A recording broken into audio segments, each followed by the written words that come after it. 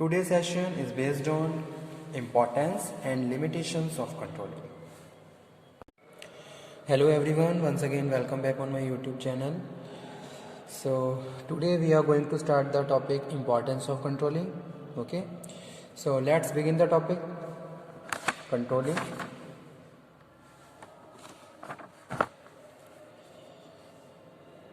Importance of controlling.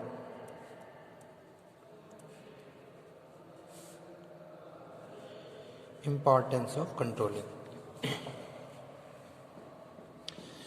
तो controlling का topic हमारा चल रहा है फंडामेंटल ऑफ मैनेजमेंट में यूनिट 5th, जिसमें हमने ऑलमोस्ट सारे टॉपिक इसके कवर कर लिए हैं, कुछ ही टॉपिक हमारे रिमेन हैं. ठीक है, तो ये टॉपिक भी हम जल्द से जल्द कवर कर लें ताकि हम दोबारा से एक बार फिर सारी जितने भी हमारे इंपॉर्टेंट टॉपिक्स हैं उनको दोबारा से डिस्कस करें.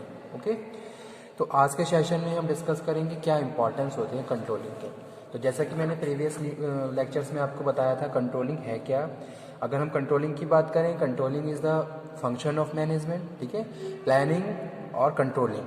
तो planning, organizing, staffing, directing, last controlling.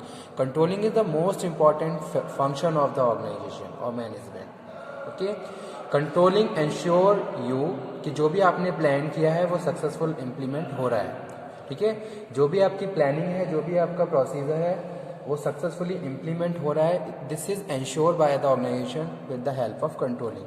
Controlling के थ्रू हम क्या करते हैं, पूरी ऑर्गेनाइजेशन को एक तरीके से इन्वेस्टिगेट करते हैं, एनालिसिस करते हैं कि भाई जो भी हमारा प्लान है, जो भी हमने स्टार्टिंग में डिसीजन मेकिंग करी थी, क्या उसको हम उसी हिसाब से प्रोसीड हो रहे हैं, उसी हिसाब से पॉजिटिव डायरेक्शन में जा रहे हैं, नहीं जा रहे हैं.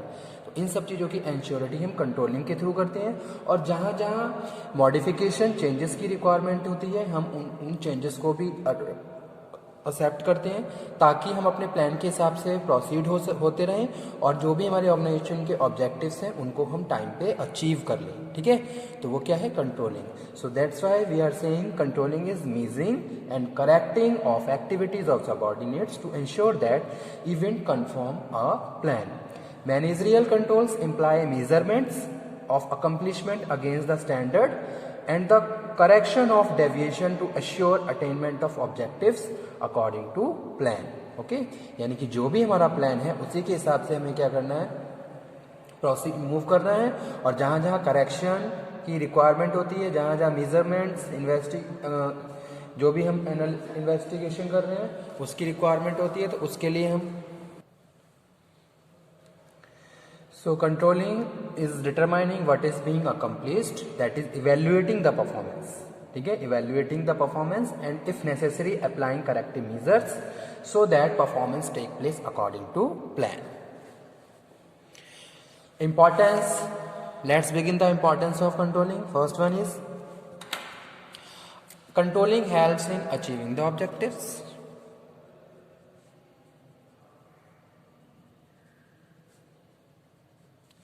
Controlling helps in achieving the objectives. Okay, controlling ensure that result of operations conform as closely as possible to predetermined objective. Every organization draw up a plan of action at periodical intervals. The plan indicate expected behavior and activities of people working in different unit of the organisation. ठीक है, यानी कि जो भी हमने plan किया है उसी के हिसाब से हम आगे मूव करते हैं. डिवीजन ऑफ वर्क है, जो भी एक्टिविटी है, जो भी टास्क है हम असाइन करते हैं. ओके, और उसको हम टाइम पे इवेल्युएट भी करते हैं, मेजर भी करते हैं. तो यही चीज़ें हम यहाँ पे डिस्कस कर रहे हैं as a importance of controlling. Controlling helps in achieving the objectives. With the help of better controlling you can easily and efficiency के साथ जो भी आपके ऑब्जेक्टिव है आप उनको अचीव कर सकते हो. ठीक है, अगर कंट्रोलिंग नहीं होगी तो कभी भी हम टाइम पे अपने ऑब्जेक्टिव्स को अचीव नहीं कर पाएंगे और हमारी जो वर्किंग है, काम है, उसमें एफिशिएंसी और इफेक्टिवनेस नहीं रहेगी. ठीक है, कंट्रोलिंग लीड करती है एफिशिएंसी को और इफेक्टिवनेस को और उसी के हिसाब से फिर हम क्या करते हैं, हमारे जो भी ऑब्जेक्टिव्स होते हैं हम उनको अचीव करते हैं. तो पहला इंपॉर्टेंस यही है कंट्रोलिंग का। सेकंड हम बात कर रहे हैं efficient use of resources. Efficient use of resources, usually there is a time lag between the formulation of goal and their accomplishment. ठीक है, हमने जो भी प्लानिंग करी है और उस प्लानिंग को हमें इम्प्लीमेंट करना है और उसको डिजायर्ड रिजल्ट्स में कन्वर्ट करना है, तो उसके लिए हम क्या करते हैं, जो भी हमारे पास रिसोर्सेज हैं उनको एफिशिएंट तरीके से यूज़ करते हैं। और वो एफिशिएंट तरीका किसके थ्रू होता है, कंट्रोलिंग के थ्रू होता है। ठीक है, during this time managers are expected keep a close watch over the utilisation of human. ठीक है, यानी कि किस तरीके से हमारे पास जो भी ह्यूमन या फिजिकल रिसोर्स हैं उनको हम प्रॉपर यूज़ करेंगे। This is also done by the manager. तो वो क्या करता है, वॉच करता है और ये डिसीजन मेकिंग करता है, प्लानिंग करता है कि भाई किस तरीके से हमारे पास जो अवेलेबल रिसोर्स हैं उनको ही हम एफिशिएंसी के साथ यूज़ करें और ऑर्गेनाइजेशन के ऑब्जेक्टिव्स को हम अचीव करें। ठीक है, तो वही चीज़ हमारे इसमें सेकंड में डिस्कस कर रहे हैं, एफिशिएंट यूज़ ऑफ रिसोर्सेज। जो भी हमारे पास रिसोर्सेज हैं उनको एफिशिएंट यूज़ करना। It is also done by the controlling. Controlling के थ्रू हम क्या कर रहे हैं, इन सब चीज़ों को प्रॉपर तरीके से यूज़ करते हैं जो भी हमारे पास रिसोर्सेज हैं। उसके बाद नेक्स्ट है facilitate decision making. Facilitate decision making,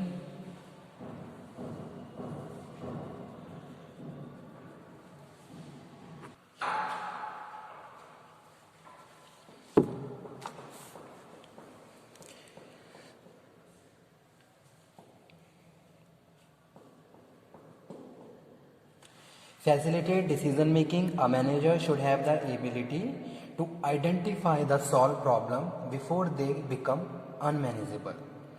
The importance of timely managerial decisions and action is well recognized in the present day competitive world. Okay?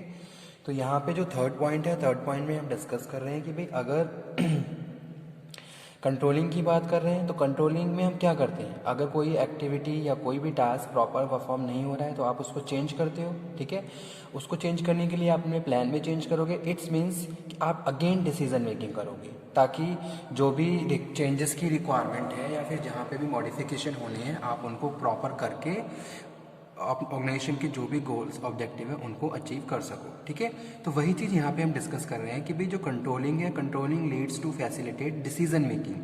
Controlling में हम क्या करते हैं, अगेन कुछ ना कुछ डिसीजंस लेते हैं जो हमारे लिए वेरी करते हैं, हमारे ऑब्जेक्टिव हमारे गोल्स के लिए वेरी करते हैं। ठीक है, जैसे कि अभी मैंने एग्जाम्पल कोट किया कि अगर वर्कर्स प्रॉपर काम नहीं कर रहे हैं या फिर कुछ रिसोर्सेज की स्केर्सिटी है, कोई भी चीज़ हो सकती है, तो आप अगेन उसको कंसीडर करोगे, उसके रिगार्डिंग डिसीजन मेकिंग करोगे।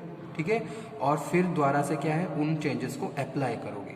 सो वही चीज़ यहाँ पे हम डिस्कस कर रहे हैं, facilitates decision making by controlling. Fourth number है इम्प्रूव्स एम्प्लॉय मोराल।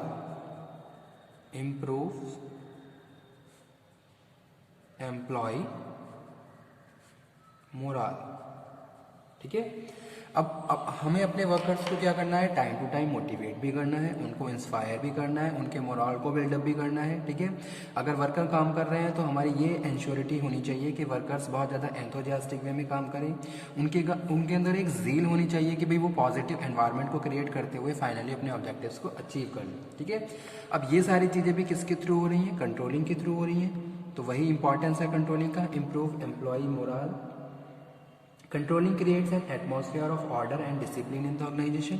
ठीक है, तो कंट्रोलिंग के थ्रू हम क्या कर रहे हैं, इस तरीके का एनवायरनमेंट क्रिएट कर रहे हैं, वर्कर्स हमारे इंस्ट्रक्शन को फॉलो कर रहे हैं, एक डिसिप्लिन मैनर में वो काम कर रहे हैं। Employee know well in advance what they are expected to do. ठीक है, and standard against which their performance will be जज।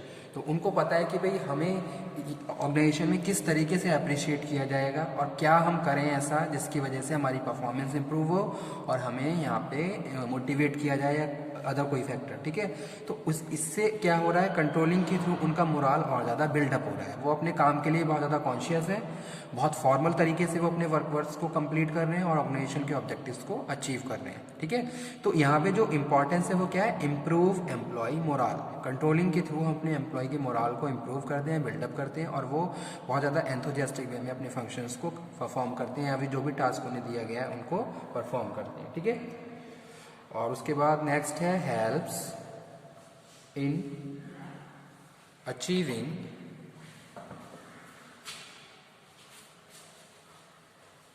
helps in achieving better coordination. Better coordination. Controlling facilitates the work of coordination. This is possible by keeping all activities and efforts directed toward the achievement of goal in conformity with the plan and programs. ठीक है, यानी कि क्या है, जो controlling का एक importance है वो क्या है, helps in achieving better coordination. तो बेटर कोऑर्डिनेशन किसके थ्रू है, कंट्रोलिंग के थ्रू. ठीक है, अगर आप किसी ग्रुप में काम कर रहे हो तो आपको पता है कि भाई अगर मैं इस ग्रुप में काम कर रहा हूँ तो मेरे एक कॉमन पर्पस है, मेरा कॉमन इंटरेस्ट है जिसके लिए मैं इस ग्रुप में काम कर रहा हूँ. तो आप वहाँ पे क्या करोगे, प्रॉपर कोऑर्डिनेशन बना के काम करोगे, क्योंकि आपको पता है कि अगर मैं यहाँ इस ग्रुप में काम कर रहा हूँ तो मेरा जो लीडर है वो मुझे सुपरवाइज कर रहा है. ओके, अगर मैं यहाँ पे कुछ इनफॉर्मल तरीके से बिहेव करूँगा तो वो मुझे सुपरवाइज कर रहा है, वो मुझे कंट्रोल करेगा. ठीक है, तो ये सारी चीज़ें उसको क्या कर रही हैं, बेटर कोऑर्डिनेशन करने के लिए एक तरीके से पुश कर रही हैं. ठीक है, वो कोऑर्डिनेशन बना के काम कर रहा है, प्रॉपर कम्युनिकेशन कर रहा है. तो कंट्रोलिंग का एक मोस्ट इंपॉर्टेंट बेनिफिट है वो ये भी है, controlling leads to better coordination in the organisation. क्योंकि हमें पता है अगर हम कोऑर्डिनेशन और प्रॉपर तरीके से काम नहीं करेंगे तो कहीं ना कहीं उसके रिवर्स में हमें कुछ ना कुछ ज़रूर ट्रांसफ़र किया जाएगा या दिया जाएगा. जैसे सपोज़ वर्कर काम नहीं करते हैं तो उनको नोटिस दिया जाता है. ठीक है, उनको मेमोज जारी किए जाते हैं ताकि वो हम उनके बिहेवियर को चेंज कर सकें और वो ऑर्गेनाइजेशन में के गोल के हिसाब से काम करें. ठीक है, तो फिफ्थ इम्पॉर्टेंस यही है, helps in achieving better coordination.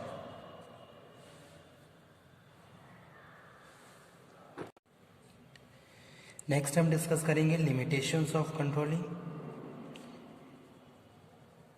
Limitations of controlling. First limitation है एक्सटर्नल फैक्टर. एक्सटर्नल फैक्टर, ठीक है, एक्सटर्नल फैक्टर यहाँ पे हम बात कर रहे हैं कि भाई अगर हम ऑर्गेनाइजेशन के लिए कुछ जो एनवायरनमेंट होता है उसमें कुछ इंटरनल फैक्टर होते हैं जो और कुछ एक्सटर्नल फैक्टर होते हैं. ठीक है, अगर हम बात करें इंटरनल फैक्टर्स की तो इंटरनल फैक्टर्स में हमारा पूरा कंट्रोल होता है, उसको हम प्रॉपर कंट्रोल कर सकते हैं, मॉडिफाई कर सकते हैं, अपने इंटरेस्ट के हिसाब से चेंज कर सकते हैं. जहाँ जहाँ चेंजेस की रिक्वायरमेंट है वहाँ आप चेंजेस कर सकते हो. ओके, लेकिन अगर हम बात कर रहे हैं एक्सटर्नल फैक्टर्स की, so controlling cannot be exercised on external factors which cause poor performance but which are beyond the control of management. ठीक है, जैसे कि क्या है, मार्केट चेंजेस है तो आपको अपने हिसाब मार्केट चेंजेस के हिसाब से अपने आप को रेडी करना है. आप मार्केट चेंजेस में कोई भी कंट्रोलिंग या कुछ भी मॉडिफिकेशन चेंज नहीं कर सकते. तो ये क्या है, लिमिटेशन है कंट्रोलिंग की. First one external factors. Okay, second one बात कर रहे हैं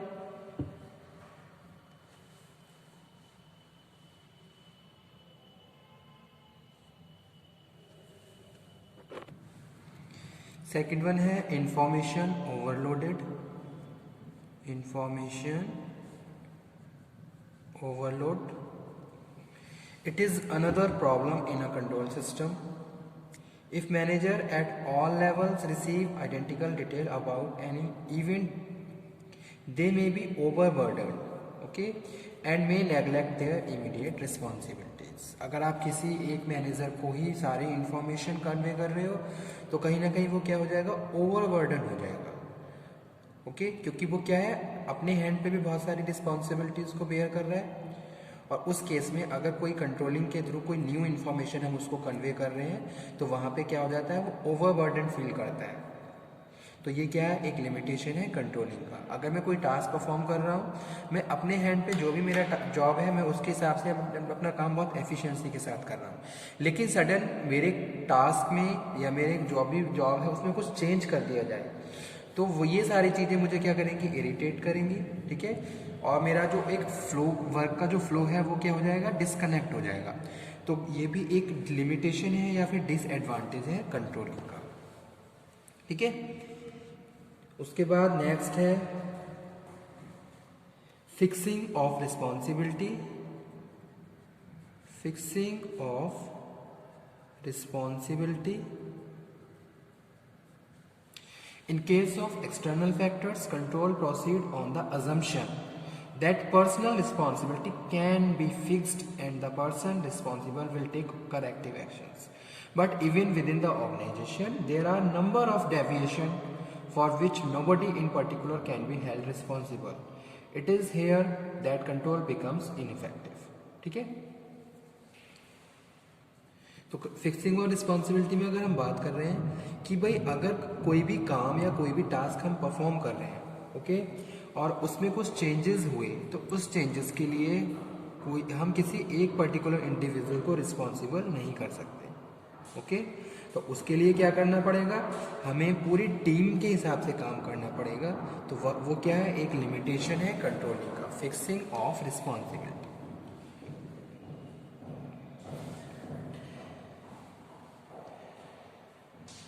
उसके बाद नेक्स्ट है difficulty in setting standard.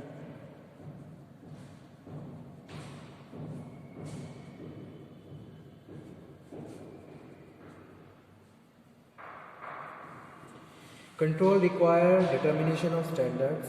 There are many things like production process which can be standardized either in physical terms, financial terms, okay.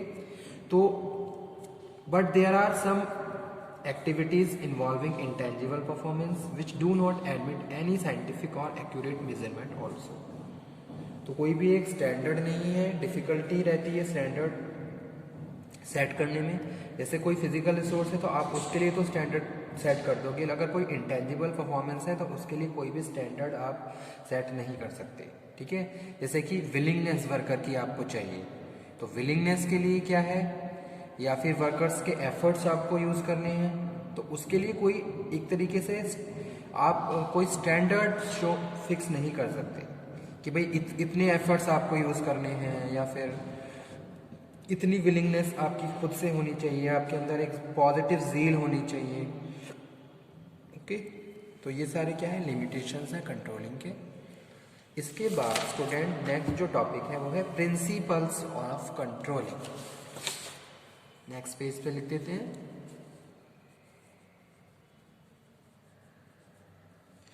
Principles of controlling. तो कौन कौन से प्रिंसिपल्स होते हैं कंट्रोलिंग के।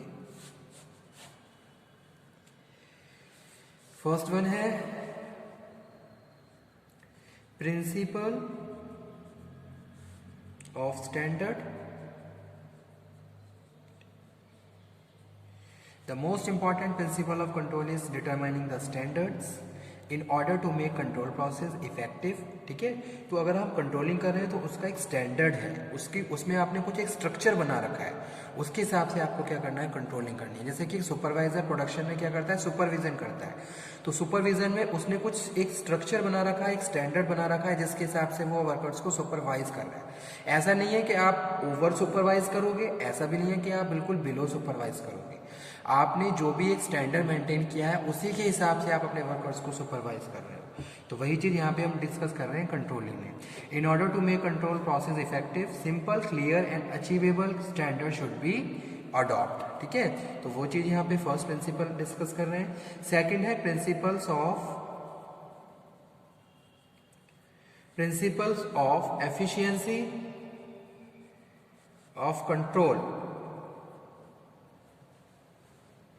According to this principle, the control process should be efficient.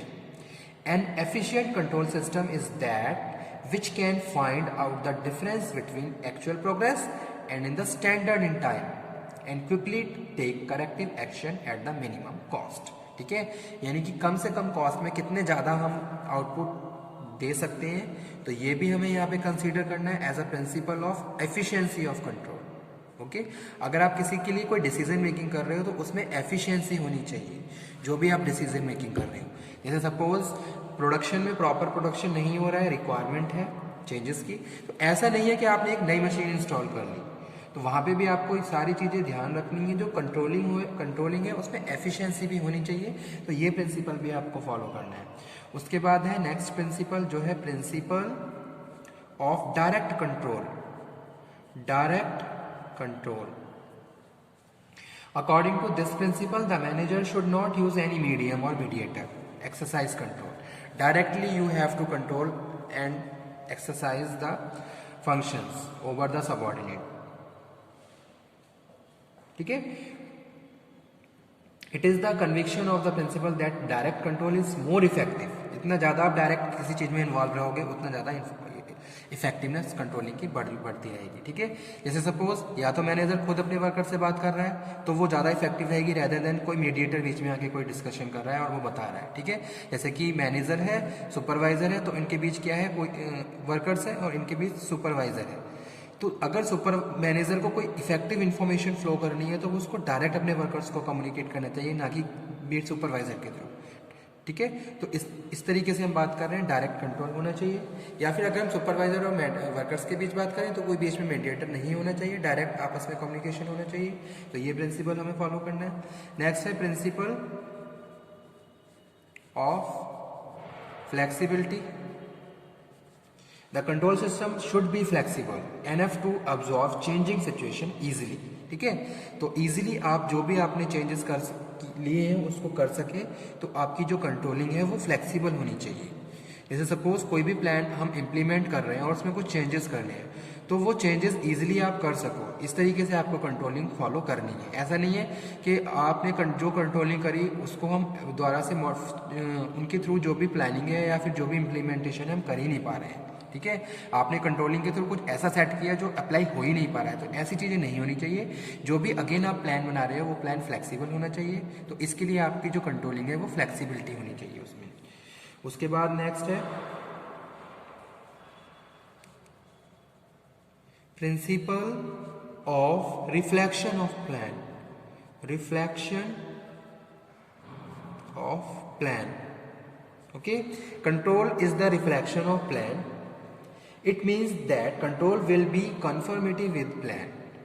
Okay, यानी कि अगर हम किस कंट्रोलिंग की बात कर रहे हैं तो वो कंट्रोलिंग उस कंट्रोलिंग में आपके जो स्टार्टिंग में जो आपने प्लान बनाए हैं वो रिफ्लेक्ट होने चाहिए.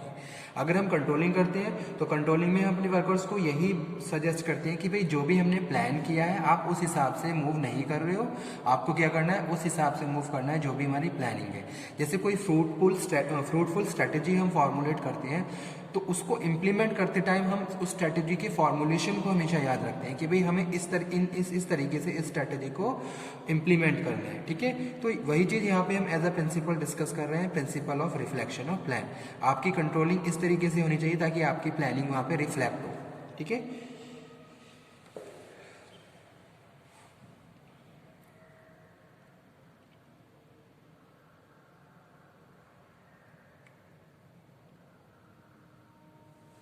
okay, so these are the principles of controlling.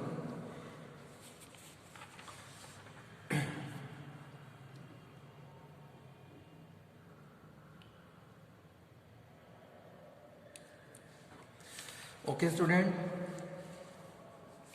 Thank you very much आज के टॉपिक के लिए.